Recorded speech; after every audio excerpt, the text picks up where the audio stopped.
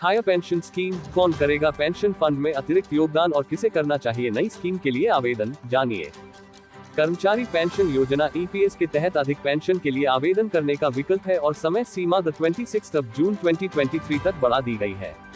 इसके लिए आवेदन करने में सिर्फ 5 मिनट लगते हैं। लेकिन क्या आपको स्विच करना चाहिए? यह कई कारकों पर निर्भर करता है। कर्मचारी पेंशन योजना ईपीएस के तहत उच्च पेंशन के लिए आवेदन करने की समय सीमा 26 जून 2023 तक बढ़ा दी गई है। कर्मचारियों के पास अब कैलकुलेशन करने और एक योजना नई या पुरानी का चयन करने का समय है। उच्च पेंशन योजना फायदेमंद है या नहीं, इस सवाल का जवाब हर एक कर्मचारी के लिए अलग अलग हो सकता है। कई लोगों का मानना है कि उच्च पेंशन योजना उन व्यक्तियों को फायदा देती है जो उच्च मासिक पेंशन चाहते हैं लेकिन रिटायरमेंट पर उन्हें एक साथ बड़ी पेमेंट करने की जरूरत नहीं होती है। हालांकि उच्च पेंशन विकल्प का चयन करने से आपका ईपीएफ बैलेंस कम हो जाएगा जबकि आपकी पेंशन बढ़ जाएगी। इससे आपको अलग से रिटायरमेंट प्लानिंग करने का जरूरत नहीं पड़ेगी। इसके विपरीत, यदि आप उच्च पेंशन का विकल्प नहीं चुनते हैं तो आपके पास एक महत्वपूर्ण ईपीएफ कोष होगा, लेकिन एक अच्छा रिटायरमेंट प्लान आपको खुद बनाना होगा। भविष्य निधि या प्रोविडेंट फंड क्या है? हर एक ईपीएफओ सदस्य के 2 खाते होते हैं, पहला कर्मचारी भविष्य निधि ईपीएफ और दूसरा कर्मचारी पेंशन योजना ईपीएस, जहां पेंशन राशि जमा की जाती है। हर महीने कर्मचारी के मूल वेतन और डीए से 12% रकम काटकर ईपीएफ खाते में जमा की जाती है। इतनी ही राशि उसके नियोक्ता या कंपनी द्वारा भी जमा की जाती है। हालांकि यह समझना जरूरी है कि नियोक्ता का पूरा योगदान ईपीएफ खाते में नहीं जाता है। नियोक्ता के 12% योगदान में से 8.33% ईपीएफ खाते में जाता है, जबकि शेष 3.67% ईपीएस खाते में जमा किया जाता है। लेकिन अगर आप उच्च पेंशन विकल्प चुनते हैं तो नियोक्ता के अंशदान में बदलाव होता है। इस बेहतर समझ के लिए यहाँ से उच्च पेंशन योजना को EPS-95 इंचेस कहते हैं। EPS-95 क्या है? निजी क्षेत्र में कार्यरत कर्मचारियों के हित में सरकार ने 1995 में एक नया कानून लागू किया। इस कानून का उद्देश्य निजी क्षेत्र में कार्यरत कर्मचारियों को पेंशन का लाभ देना था। जब यह कानून बनाया गया था तब पेंशन फंड में योगदान के लिए अधिकतम वेतन 6,500 रुपये तय किया गया था।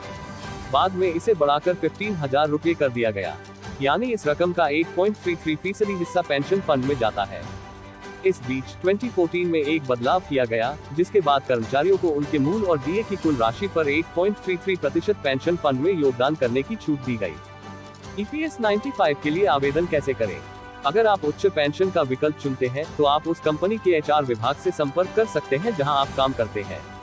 अगर आप खुद आवेदन करना चाहते हैं तो आप इसके लिए ईपीएफओ की वेबसाइट पर आवेदन कर सकते हैं।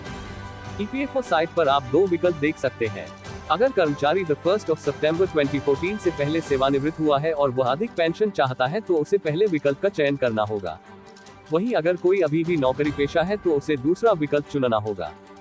कर्मचारी पेंशन योजना ईपीएस के तहत उच्च पेंशन योजना के लिए आवेदन करने के लिए कर्मचारियों को दूसरे विकल्प पर क्लिक करना होगा, जो पंजीकरण अनुरोध रजिस्ट्रेशन रिक्वेस्ट फॉर्म खोलता है। उन्हें अपने यूएएन और आधार जैसे विवरण भरने होंगे। फॉर्म जमा करने के बाद नियोक्ता को कर्मचारी का वर्तमान में एम्प्लॉयमेंट स्टेटस वेरीफाई करना होगा। एक बार जब नियोक्ता अनुमति दे देता है तो उच्च पेंशन के लिए अंशदान शुरू हो जाएगा। ईपीएफओ उच्च पेंशन योजना के लिए आवेदन करने के लिए एक ऑफलाइन सुविधा भी है।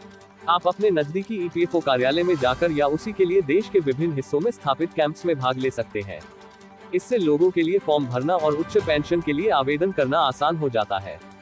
उच्च पेंशन का मतलब है वेतन कटौती। उच्च पेंशन के लिए आवेदन करने से कर्मचारी के वेतन पर कोई प्रभाव नहीं पड़ेगा।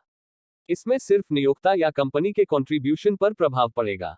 इसे समझने के लिए मान लीजिए कि एक कर्मचारी मूल वेतन और 20,000 रुपये प्रति माह डीए कमाता है। इस मामले में 2,400 रुपये कर्मचारी के ईपीएफ खाते में जमा किए जाते हैं और नियोक्ता को भी 2,400 रुपये का योगदान करना चाहिए। हालांकि नए नियमों के तहत नियोक्ता का 8.3% या 1,660 रुपये का योगदान पेंशन खाते में जाएगा, जबकि शेष 740 रुपये ईपीएफ खाते में जाएंगे। अब तक मूल वेतन और 15,000 रुपये के डीए वाले कर्मचारियों को नियोक्ता के ईपीएस योगदान में 8.33% हिस्सा या 1,249.50 रुपये दिया जाता था। शेष पैसा ईपीएफ खाते में जाता था। ईपीएस अंशदान पर वेतन सीमा को हटाने के साथ कर्मचारियों के पास अब पेंशन योजना के लिए मूल और डीए की कुल राशि का 8.33% योगदान करने का विकल्प है। इसका मतलब है कि पेंशन योजना के लिए योगदान मूल और डीए की संयुक्त राशि पर आधारित होगा। इसके साथ नियोक्ता का 8.33% योगदान पेंशन फंड में जाएगा और 3.67% ईपीएफ खाते में जाएगा, जिसके परिणामस्वरूप पेंशन के लिए अधिक धनराशि और ईपीएफ के लिए कम राशि मिलेगी।